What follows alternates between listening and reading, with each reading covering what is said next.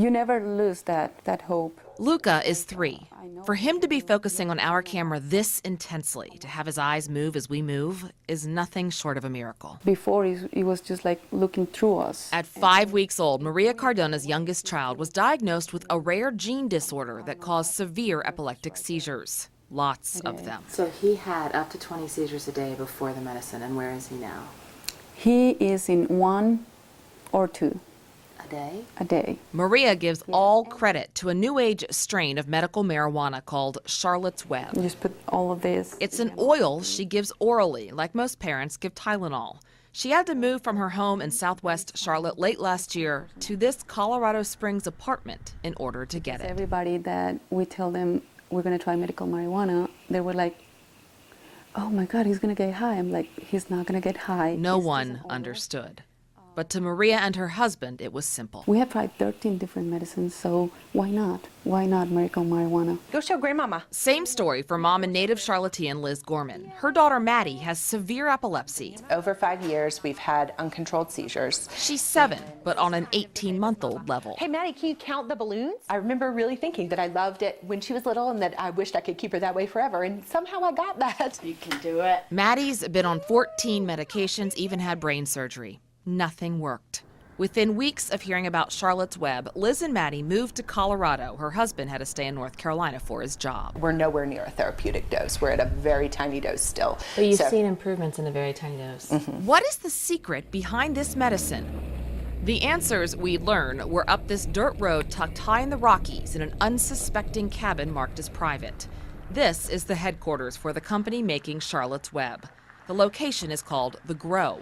Walk in and business hits you head on. Every strain requires a little bit different of a nutrient. Seedlings are inside, 2 greenhouses filled down the hill. It's busy, focused, with hippie-like chaos and a family-oriented feel. Hi, sweetie pie. Jordan Stanley and his brothers run this operation. We have around 150 kids that we're treating at the moment, and several hundred on the waiting list. Jordan says the trick to finding out how to treat pediatric epilepsy is knowing what's in a marijuana plant. The plant has THC, the stuff that makes you high, and CBD, the stuff that can be therapeutic. Through trial and error, the Stanley brothers removed most of the THC and focused on creating an oil really high in CBD. They called it Charlotte's Web after the first little girl it worked for. You saw Jordan pick her up a minute ago. Her name is Charlotte. She comes in, she just kind of molds to you. There are no official studies on Charlotte's Web. No federal agency says this works. But word of mouth is spreading like wildfire. In our 2 hours there, a half-dozen families from around the country showed up to check it out. Got kids coming in and everything. Oh, yeah. As if that's not enough, while touring the greenhouses, we ran into a dad from Wilmington, North Carolina. His 6-year-old daughter, Mia, has 2 to 3 seizures a minute. I see hope, you know.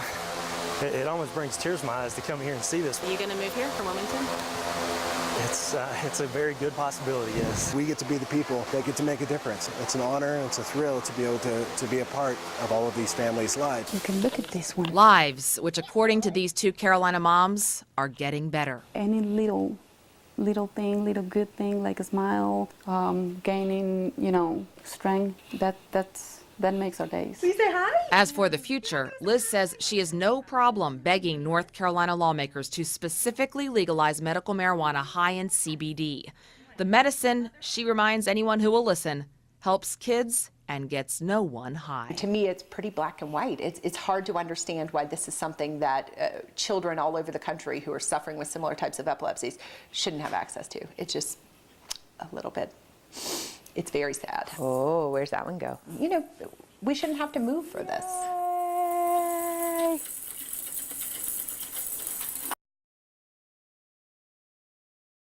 Knowing what you know now and everything that's going on, would you play? What I know now? No. It's not easy for Joe DeLameliere to say that. OJ again. Because there's no way he would give up the memories and friends created over 13 years in the NFL. This is Reggie McKenzie. The hard-hitting reality, though, is too many of his friends have died young. He hopes his memory won't be lost next. As a kid, I started playing in 5th grade. He played to impress his older brothers, then his dad, who owned a bar in Detroit. But it wouldn't be long until he was impressing college coaches and NFL scouts. Joe wasn't good, he was great. A first-round draft pick of the Buffalo Bills. Number 68 was a guard on the famed offensive line nicknamed the Electric Company. Running room again. They turned loose the juice, O.J. Simpson. There he goes. Joe would end up in pro football's Hall of Fame. That's my PhD in football. But busting those holes open meant banging heads. That was how you played. You blocked with your face. If you didn't put your face in there, you were a wuss. What Joe didn't know was sticking his face in there was likely damaging his brain. Joe's wife, Jerry, a nurse, said it started in his very first NFL game. You got knocked out that first game, but I was not there. Exhibition game. Exhibition game, first exhibition game. All I remember is getting smelling sauce on the bench, and when I woke up, I thought I was in my dad's bar, just for a second, mopping the floors. O.J. Simpson. He went right back in. That was a concussion. Probably, yeah. But not once was Joe ever diagnosed. Never diagnosed. So your daughter's, where is she? Number 23. She's running. Betsy Little's daughter, Katie, a Myers Park sophomore varsity soccer player, was diagnosed with a concussion just last fall. I don't remember 100% what happened, but apparently she elbowed me in the forehead. Katie went down, but got up, finished the game.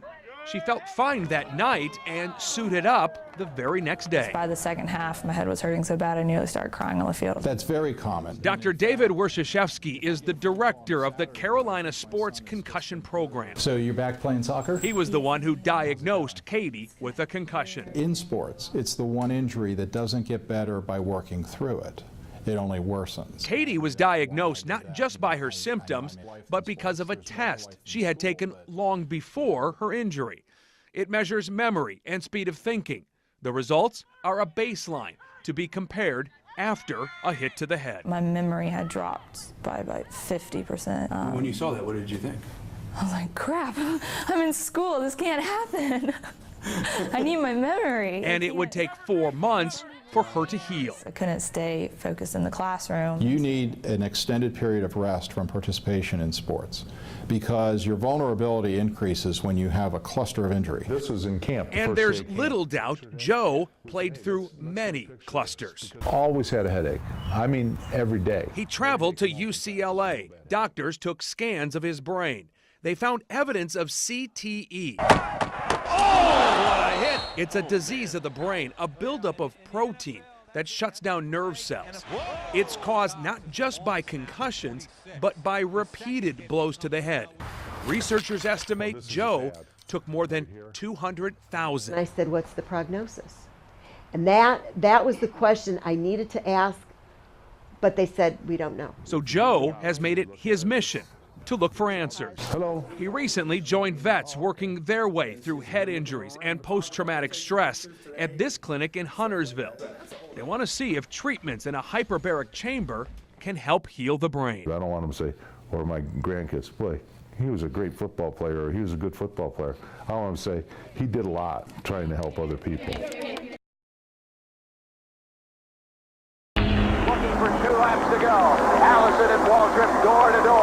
Allison has the lead. 25 years of racing, a lot of wrecks, Oh, we have a problem. and a lot of wins. Allison will take the checkered flag for Bobby Allison is a NASCAR legend. When he left racing, he and his wife Judy moved here to their dream home on Lake Norman. I've always loved to fish. For several years, the Allisons enjoyed their retirement, but then things began to change. It's like right out there off of our dock. Judy Allison's home video shows what has become an ugly trend on the lake and has left Bobby's fishing utopia high and dry. This is crazy. Look at this right here.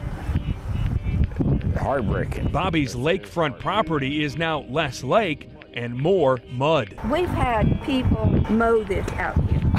Wait Not a this minute. year so far. You've had to mow the lake? We've had to mow the lake. Monday night at 11, the problem solvers will go to the source and ask who or what is responsible for turning this into this. Which is not what you guys signed up for. No, that's for sure.